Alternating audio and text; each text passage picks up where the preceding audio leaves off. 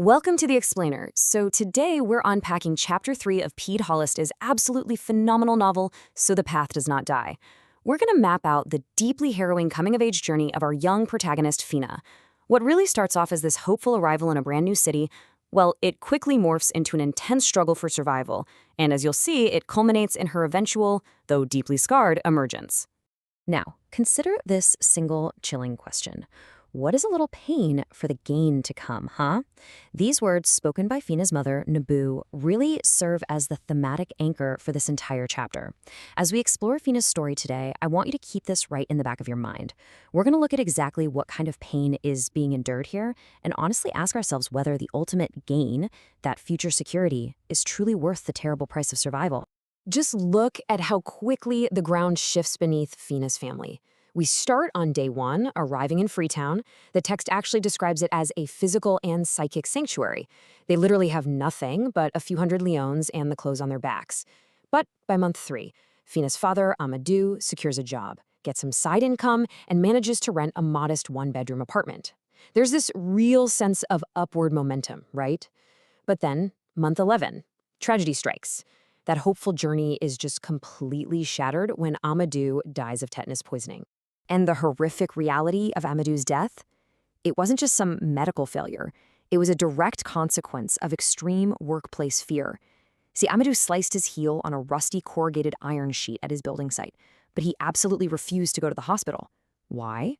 Because he was terrified that his boss, a man named Pede, would visit the site, find him missing, and just fire him on the spot. So Amadou literally waited in a tool shed, right there among the wood planks and cement bags, just hoping to get permission to seek treatment. And he died waiting. So this sudden death plunges Fina's mother, Naboo, into a desperate, impossible dilemma. She can't afford rent. She can't even afford formula for her new infant. She's completely out of options. She turns to Pede, who offers this mere pittance of 25 leones from petty cash. But then comes the real turning point. Pede proposes that Fina should come live with his family to be a quote-unquote playmate for his daughter. And under the crushing weight of poverty, Naboo is reluctantly forced to accept what seems like a charitable offer. But the actual handover of Fina is cold. It's entirely devoid of ceremony. The text paints this heartbreaking picture of Fina standing before her new foster parents, shoulders hunched, looking like a candidate in a criminal lineup. And immediately, right then and there, a profound erasure takes place. Her given name, Finaba, is instantly mangled by the household and permanently shortens to just Fina. Her whole identity is being stripped back the very second she walks through the door. To really understand the environment Fina is walking into, we have to take a look at the master of the house, Pede, and the stark contrast of his double life.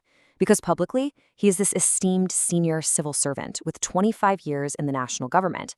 But privately, well, the text reveals he's deeply corrupt. He regularly siphons government building materials to build his own private homes, and he rules his workers with an absolute iron fist of intimidation. This profound lack of empathy really sets the stage for the hostile world Fina now has to navigate. Once she's inside the Hedel home, Fina isn't treated like a daughter at all. She is severely marginalized. We're talking being relegated to heavy weekend chores, like ironing heaps of clothing with a shaky charcoal iron. She's routinely blamed for things she didn't even do, fiercely outcompeted for any basic attention by the 5 biological children, and she quickly learns she just has to suppress her temper and her own needs just to survive in a house that's so accustomed to having its every whim gratified. And this everyday marginalization, it soon builds into outright cruelty. Let me give you an example. One Saturday, Fina accidentally leaves a grayish-black ash smear on a shirt belonging to Ade, one of the biological sons. Well, before she can even wash it out, Ade discovers it and vows revenge. He doesn't just yell. He marches into Fina's room, rips one of her dresses from hem to collar, and tears up the absolute only photograph she has of her mother into tiny pieces. It is a devastating violation, and it perfectly illustrates the absolute lack of power and protection Fina has in this house. And you know, this cruelty trickles straight down from Pede himself. Take the mango throwing incident. Ade and his friends are recklessly throwing large stones at mango trees, and they end up busting open the head of Chernar, the 4-year-old son of the houseboy Ali. When Ali rightfully complains to Pede about Ade's behavior, how do you think Pede reacts? He doesn't discipline his son, not at all. Instead, furious that an illiterate would dare threaten him with going to the police, Pede fires Ali on the spot and evicts the entire family, injured child and all, by the very next day. All of this systemic household dysfunction finally builds to a terrifying breaking point: the Friday night party. Fina is 15 now, and she is ecstatic because she's been invited to her first solo party. She's got this beautiful new red dress with a big bow.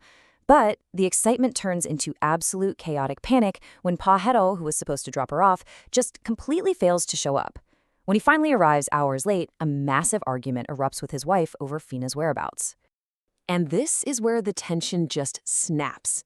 Pede, who was already enraged by humiliations at his government job and furious with his own daughter's misbehavior, redirects all of his explosive anger entirely onto Fina. When he bumps into her in the hallway, he grabs her by the hem of her prized red dress, drags her, and unleashes his belt on her back. The text actually notes he whips her with the fury of a race car piston, literally beating into her back the indignities of his own life until the seam of her dress is ripped open, exposing her bare belly.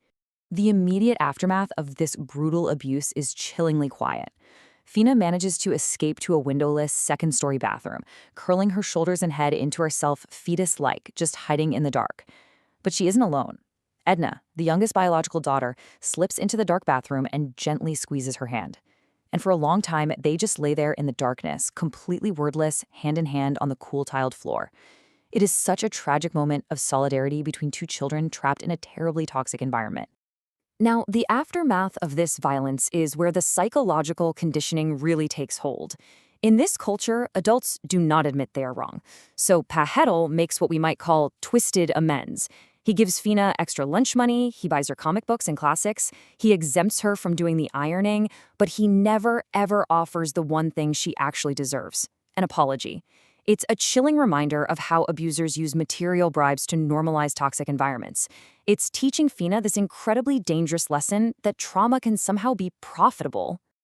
But right as Fina is learning to accept these bribes, a critical turning point occurs. She runs into Mama Janah, a woman who actually knew her father. Mama Janah sees the welts on Fina's back and reveals an absolutely devastating truth. Pede is the reason Amadou is dead.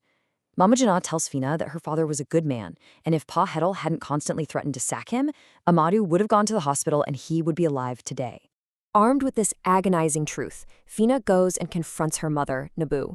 She shows her the welts, crying out about Pahedel's wickedness. But Naboo's response? It brings us right back to that chilling question we started with. She tells Fina to look past the abuse. She reminds her that she has food and a bed, and essentially commands her to swallow her trauma and use it as fuel.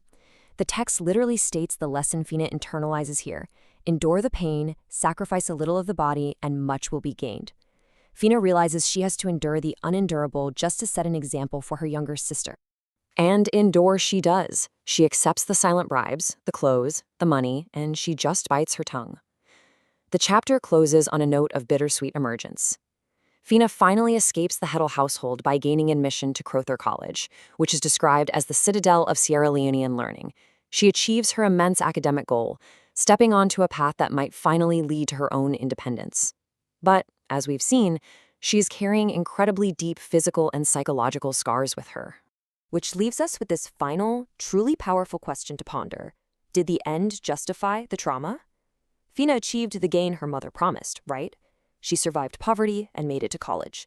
But looking at the profound personal costs exacted by a corrupt system, the beatings, the erasure of her identity, the completely preventable loss of her father, was the price of that success simply too high? Think on that. Thanks for joining me for this explainer, and as always, keep questioning the material.